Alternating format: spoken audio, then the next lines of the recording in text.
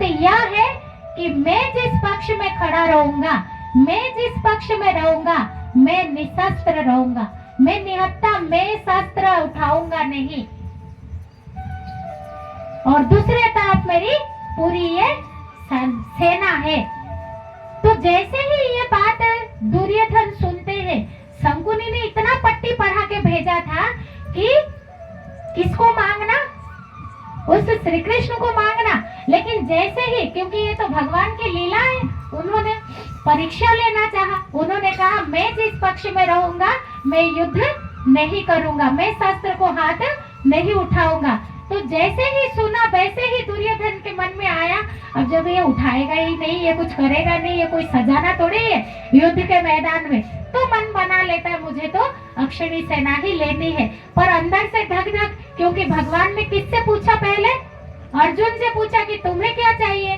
तो जैसे ही कहते अर्जुन को, अच्छा तुम्हें क्या चाहिए, मेरी सेना चाहिए या मैं, तब अर्जुन क्या कहते हैं?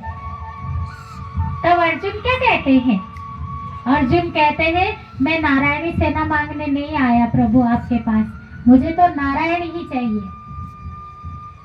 तो जैसे ही अर्जुन ये कहते, दुर्योधन थोड़ा सा मुस्कुराता हुआ कटाक्ष भाव से, ये पांडव ना इतने मूर्ख बुद्धि के, इन्हें चांस मिल भी जाए ना तो भी ये फायदा नहीं उठा सकते, क्योंकि मौका था ना अक्षणी सेना मांगने की, पर मांगा क्या? निहत्था श्री कृष्ण को मांगा।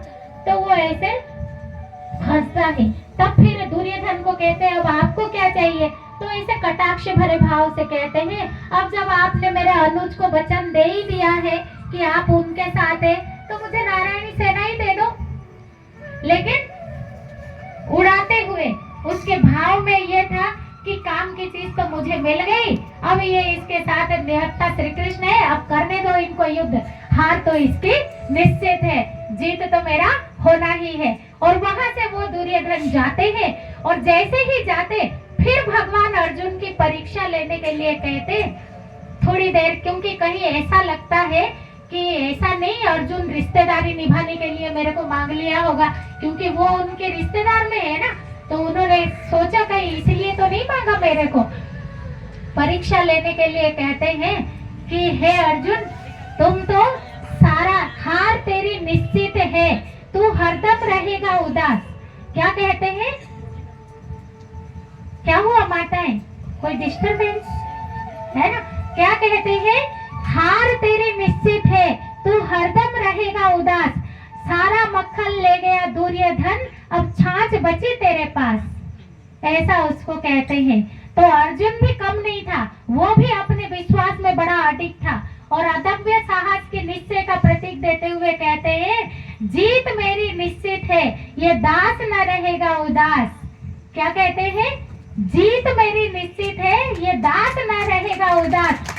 माखन लेकर क्या करूं जब माखन चोर है मेरे पास। तो किसको लेने की आवश्यकता थी और क्या लेकर के वो खुश हो गया दुर्योधन? सेना लेकर के खुश हो गए। और